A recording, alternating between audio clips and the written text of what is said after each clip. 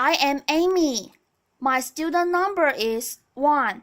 The title of the speech is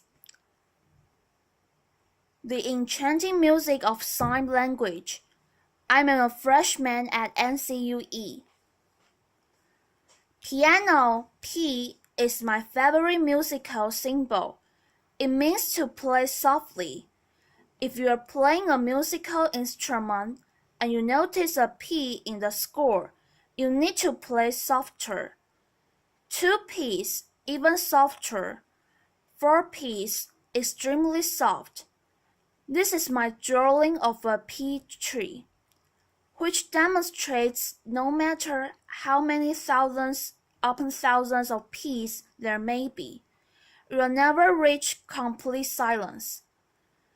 That's my current definition of silence, a very obscure sound.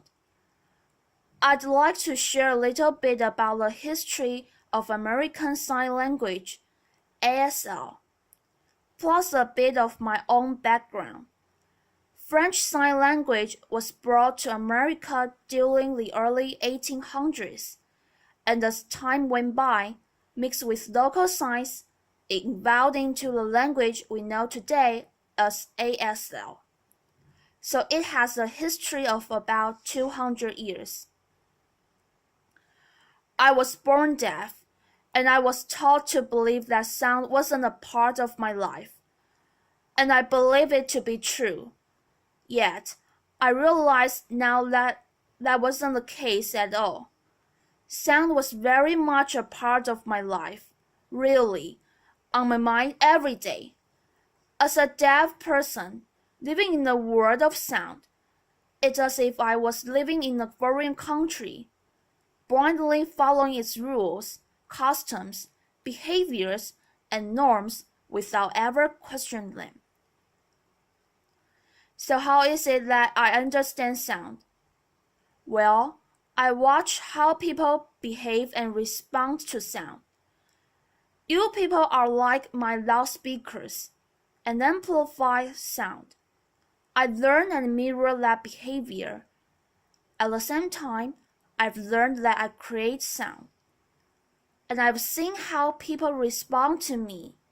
Thus, I've learned, for example, don't slam the door. Don't make too much noise when you're eating from the potato chip bag. Don't burp. And when you're eating, make sure you don't scrape your utensils on the plate. All of these things I term sound etiquette. Maybe I think about sound etiquette more than the average hearing person does. I'm hypervigilant around sound, and I'm always waiting in eager, nervous anticipation around sound, about what's to come next. Hence, this drawing TBD to be decided, TBC to be continued, TBA to be announced. And you notice that Steph, there are no notes contained in the lines. That's because the lines already contain sounds through the subtle smudges and smears. In deaf culture, movement is equivalent to sound. This is a sign for staff in ASL. A typical staff contains 5 lines. Yet for me, sign it with my thumb sticking up like that doesn't feel natural. That's why you will notice my drawings. I stick to 4 lines on paper. In the year 2008, I had the opportunity to travel to Berlin, Germany, for an artist residency there. Prior to this time, I had been working as a painter. During this summer, I visited different museums and gallery spaces, and as I went from one place to the next, I noticed there was no visual art there. At the time, sound was trending, and this struck me. There was no visual art. Everything was auditory. Now sound has come into my art territory. Is it going to further distance me from art? I realized that doesn't have to be the case at all. I actually know sound. I know it so well that it doesn't have to be something just experienced through the years. It could be felt textually, or experienced as a visual, or even as an idea. So I decided to reclaim ownership of sound and to put it into my art practice. And everything that I had been taught regarding sound, I decided to do away with and unlearn. I started creating a new body of work, and when I presented this to the art community, I was blown away with the amount of support and attention I received. I realized sound is like money, power, control, social currency. In the back of my mind, I've always felt that sound was your thing, a hearing person's thing. And sound is so powerful that it could either disempower and my artwork, or it could empower me. I chose to be empowered. There's a massive culture around spoken language, and just because I don't use my literal voice to communicate, in society's eyes, it's as if I don't have a voice at all. So I need to work with individuals who can support me as an equal and become my voice. And that way, I'm able to maintain relevancy in society today. So at school, at work, and institutions, I work with my different ASL interpreters, and their voice becomes my voice and identity. They help me to be heard, and their voices hold value and currency. Ironically, by borrowing out their voices, I'm able to maintain a temporary form of currency, kind of like taking out a loan with a very high interest rate. If I didn't continue this practice, I feel like I could just fade off into oblivion and not maintain any form of social currency. So with sound as my new art medium, I delved into the world of music, and I was surprised to see the similarities between music and ASL. For example, a musical note cannot be fully captured and expressed on paper. And the same holds true for a concept in ASL. They're both highly spatial and highly inflected, meaning that subtle changes can affect the entire meaning of both signs and sounds. I don't like to share with you a piano metaphor to have you have a better understanding of how ASL works. So envision a piano. ASL is broken down into many different grammatical parameters. If you assign a different parameter to each finger as you play the piano, such as facial expression, body movement, speed, hand shape, and so on. As you play the piano, English is a linear language, as if one key is being pressed at a time. However, ASL is more like a chord. All 10 fingers need to come down simultaneously to express a clear concept of idea in ASL.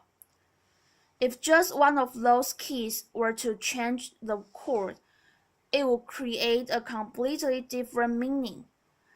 The same applies to music in regard to pitch, tone, and volume. In ASL, by playing around with these different grammatical parameters, you can express different ideas. For example, take the sign to look at.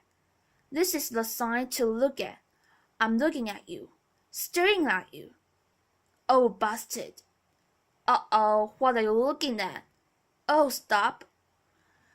I then started thinking, what if I was to look at ASL through a musical lens?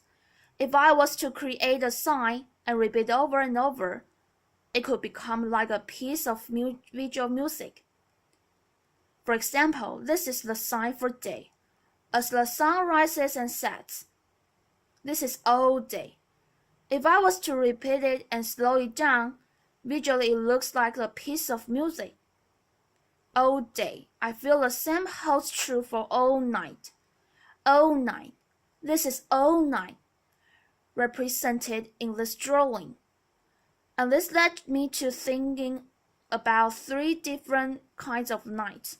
Last night, overnight, all night long. I feel like the third one has a lot more musicality than the other 2. This represents how time is expressed in ASL and how the distance from your body can express the changes in time. For example, 1H is 1 hand, 2H is 2 hand. Present tense happens closest and in front of the body. Future is in front of the body, and the past is to your back. So the first example is a long time ago, then past, used to, and the last one, which is very February, with a very romantic and dramatic notion to it. Once upon a time. Common time is a musical term with a specific time signature of your beat per measure. Yet when I see the word common times, what automatically comes to mind for me is at the same time. So notice RH, right hand, LH, left hand. We have the step across the head and the chest. I'm now going to demonstrate a hand shape called the flash crow. Can you please follow along with me? Everybody hands up. Now we're going to do it in both the head and the chest, kind of like common time or at the same time. Yes, got it. That means to fall in love in international. International, as a note, is a visual tool to help communicate across cultures and sign language around the world. The second one I'd like to demonstrate is this. Please follow along with me again. And now listen, this is colonization in ASL. Now the third. Please follow along again. And again, this is enlightenment in ASL. So let's do all 3 together. Fall in love, colonization, and enlightenment. Good job, everyone! Notice how all 3 signs are very similar. They all happen at the head and the chest, but they convey quite different meanings. So it's amazing to see how ASL is alive and thriving, just like music is. However, in this day and age, we live in a very audio-centric world, and just because ASL has no sound to it, it automatically holds on no social currency. We need to start thinking harder about what defines social currency and allow ASL to develop its own form of currency without sound. And this could possibly be a step to lead to a more inclusive society. And maybe people will understand that you don't need to be deaf to learn ASL. Nor do you have to be hearing to learn music. ASL is such a rich treasure that I'd like you to have the same experience. And I'd like to invite you to open your ears, to open your eyes, take part in our culture, and experience our visual language. And you never know, you might just fall in love with us. Thank you.